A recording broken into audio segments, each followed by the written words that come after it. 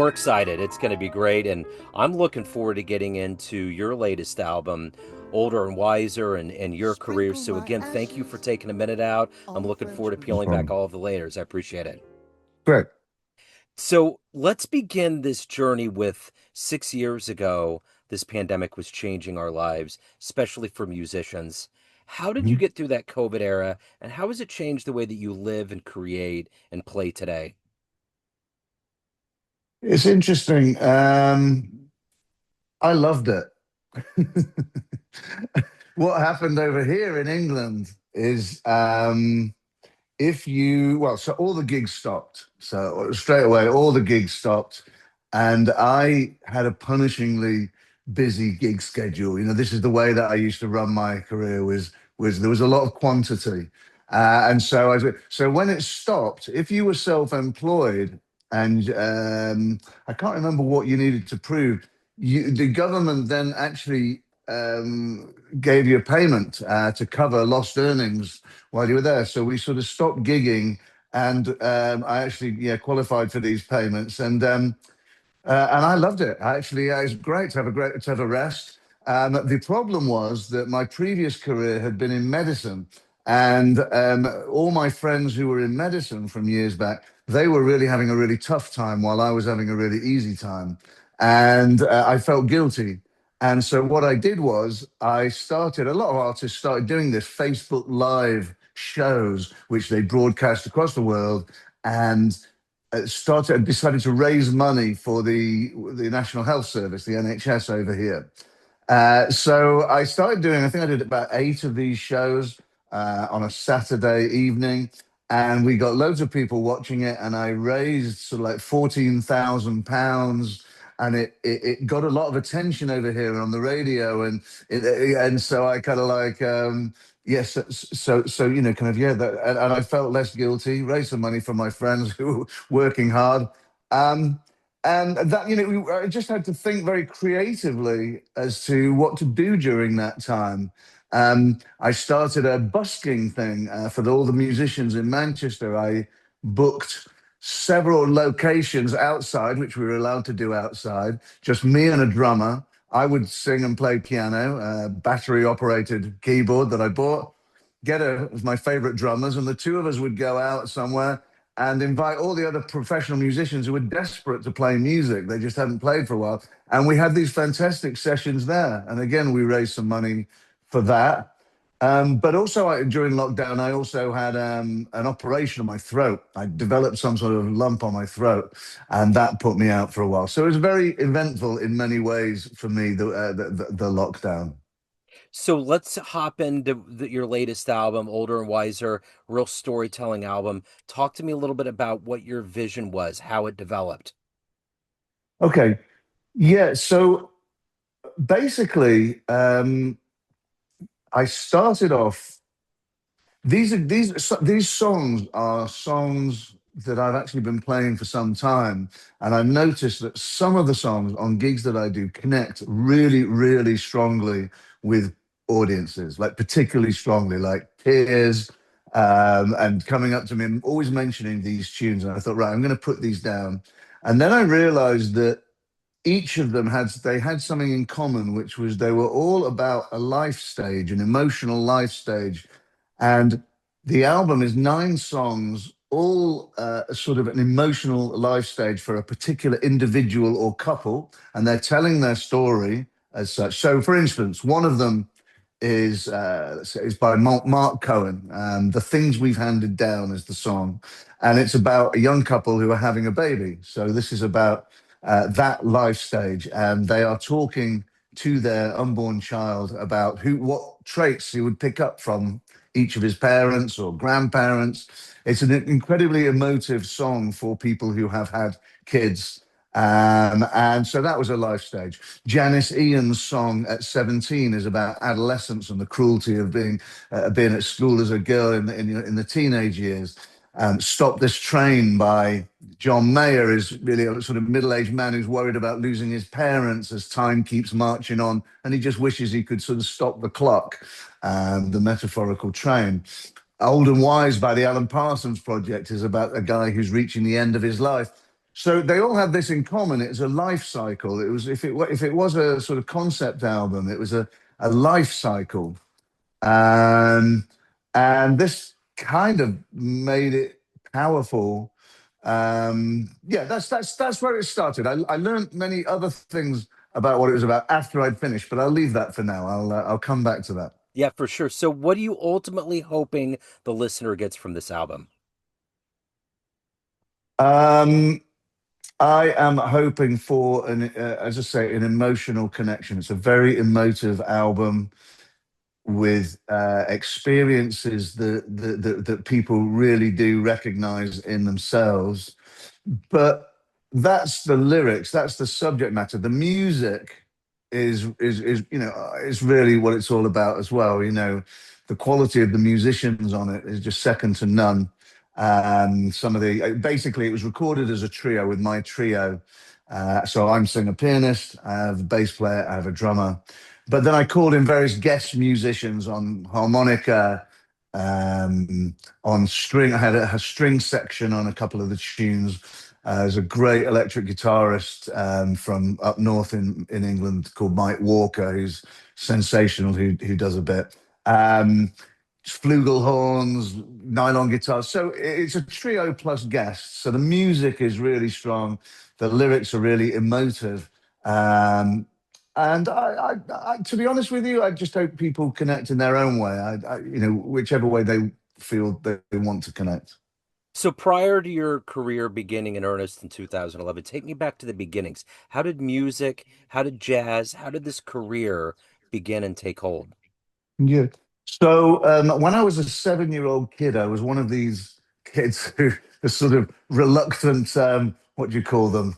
Um, the wonder kids. And I got picked up and set, kind of almost pushed into the Royal Northern College of Music in Manchester. It's an entirely classical music institution. I was 7 years old. I picked up the trumpet and I played trumpet and piano.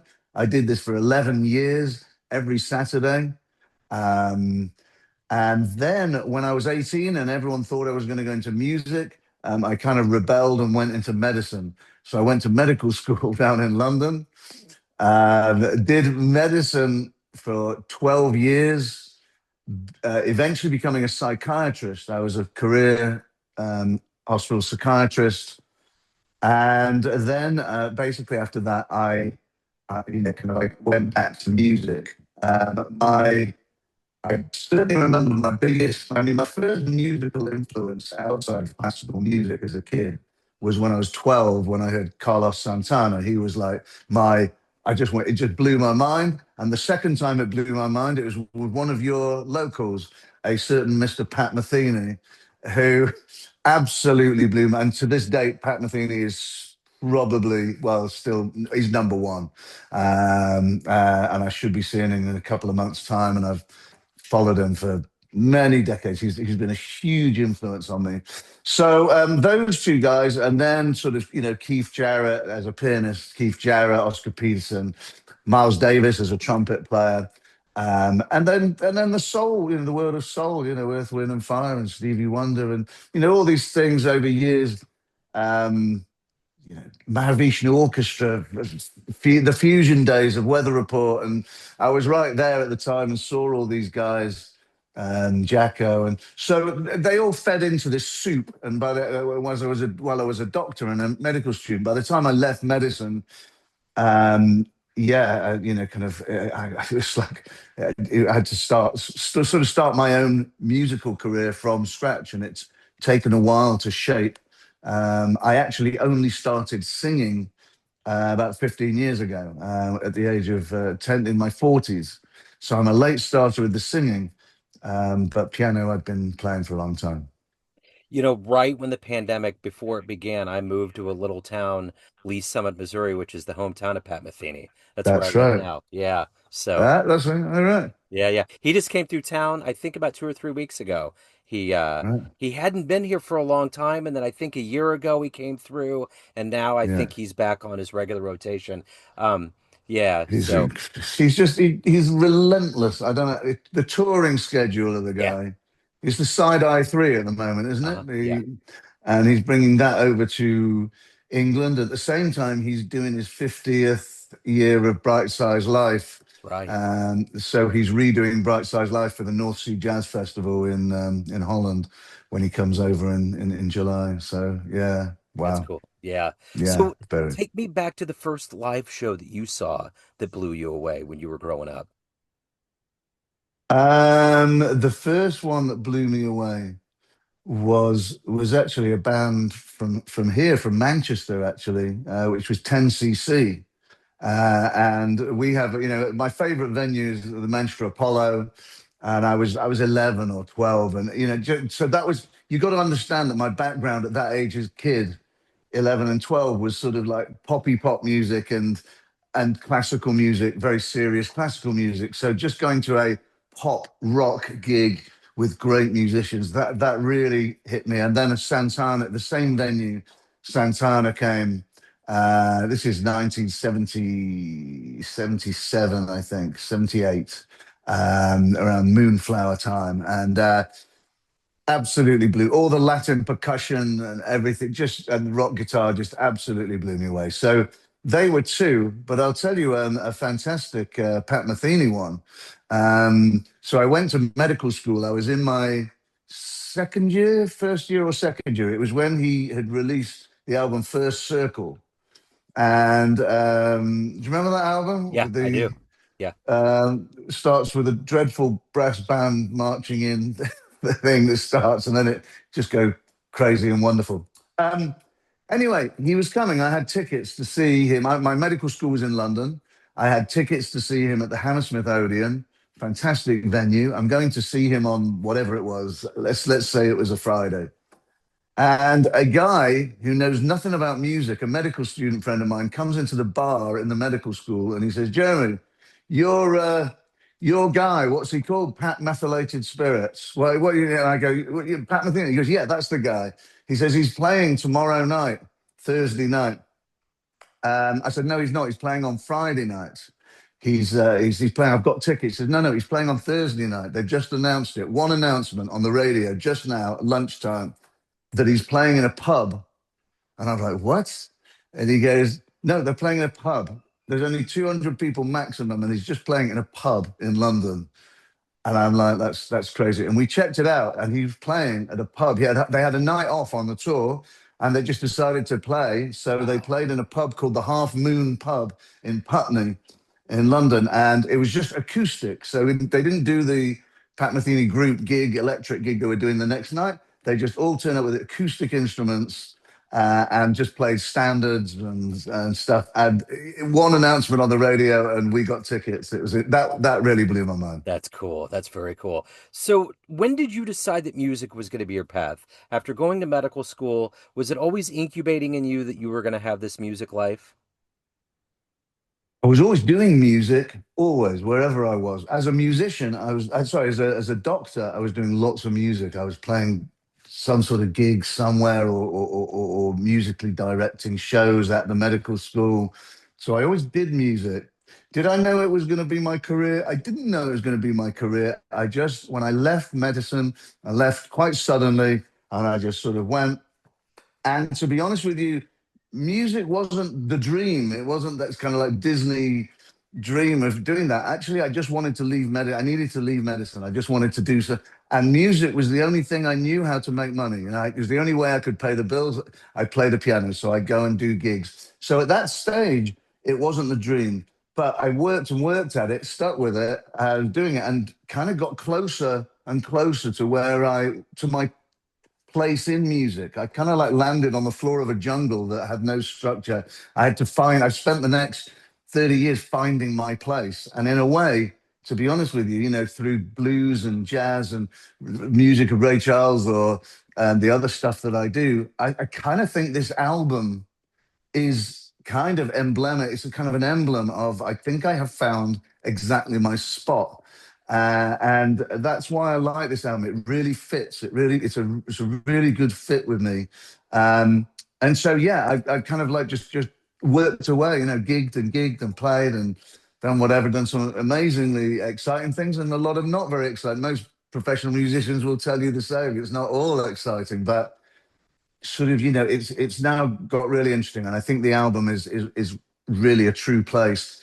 Um, One of the things I was going to try and say is that after I recorded the album, I kind of realized what else it was. And I only realized this afterwards. So I said it was life stages, it's emotional, like, kind of people's emotions. And in order to be a kind of storyteller, because I'm not the composer of the songs, but I do my own, they're my own interpretations, my own arrangements. And in order to do that, I have to listen to the story of the person whose song, kind of telling the story, sort of digest it, sort of repackage it and reinterpret it and deliver it in my voice. That's what I have to do. And I realized that that was exactly what I did as a psychiatrist. I realized that that was the identical job. So it would appear that I'm a sort of listener and a storyteller, and I was doing it in psychiatry, and now I do it with music. Um, yeah, I think this will come over when people listen to the actual album. Yeah, for sure. So, what do you like the best about being a professional musician? What gets you up every day to love what you do, to evolve and to embrace this life? Um, Freedom, freedom. So that was my problem in medicine. In medicine, I loved medicine. I still love medicine. I still love psychiatry. But I was working in a system. At university, I'm working in a system. At your school, you're working in a system. What I love is that, yeah, I'm free. I literally, I wake up in the morning and I'm answerable to myself, and I can go on some adventure, musical adventure, or play where I want to play, not play where I want to play. I love that. And so life has become an adventure through music. Um, so yeah, I love that. I love that freedom, the freedom to be able to express myself, and um, yeah, that's the number one thing. So, more specifically, why do you love this music we call jazz? Do you know what? It's interesting. It's really hard to say, because to me it's a feeling. It's like anything. I mean, I can't explain to you why I like the taste of curry, Indian food. It's a feeling. If I think about it, I could probably spend a long time trying to tell you what it is, but it's just I eat it, and it brings out all sorts of feelings and sensations. And with jazz, as I say, it's exactly the same. To be honest, maybe I should prepare an answer for that question, Joe, one day. But actually, like I say, it's even more generic than that. I hear it, and it switches buttons, and it's a very organic, reaction in me. It's a great answer. No, that's a great answer in itself. So I'm curious. Everyone has a perception of you, family, friends, fans, everyone on the bandstand, but you were on the show. What's your perception of you? Who do you think you are? Well, like I say, I think again, I've come back to this album. I think this album has sort of kind of taught me a lot more of what I am. Sort of music wise, genre wise, I'm kind of really clear that I sit somewhere with jazz, blues, even classical, jazz, blues, classical, and some of the sort of singer songwriter kind of. So musically, that's who I am. I definitely am a band leader. There's no doubt about that. That I love I love sort of, having great musicians around me that are, kind of doing arrangements, writing arrangements for particular musicians in mind. You'll see, the last track on this album, for instance, is called Old and Wise, by the Alan Parsons Project. Now, they finished their song with a minute and a half saxophone solo full of reverb, and but very, very intense saxophone. And I never wanted that. When I did mine, I had a particular guitarist in mind, and I knew that I wanted this guy to just rip it up.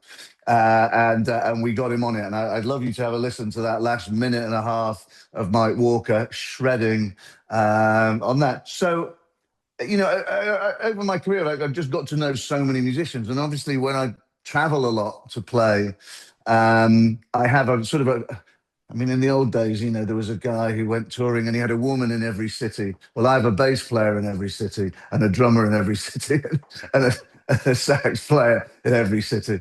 So, when I play in Berlin, I have German guys, and when I'm in London, I'm with London guys. So I really have got to, ended up in the center of a really big group of really wonderful, top-notch musicians, and I really love that. So if anybody wants to get a physical copy or download a copy of the album, catch you live, any of the good business, where's the best place for them to go? Okay, so if they want a physical copy of the CD, then go to my website, jeremysassoon.com. There is a listen page which has my CDs.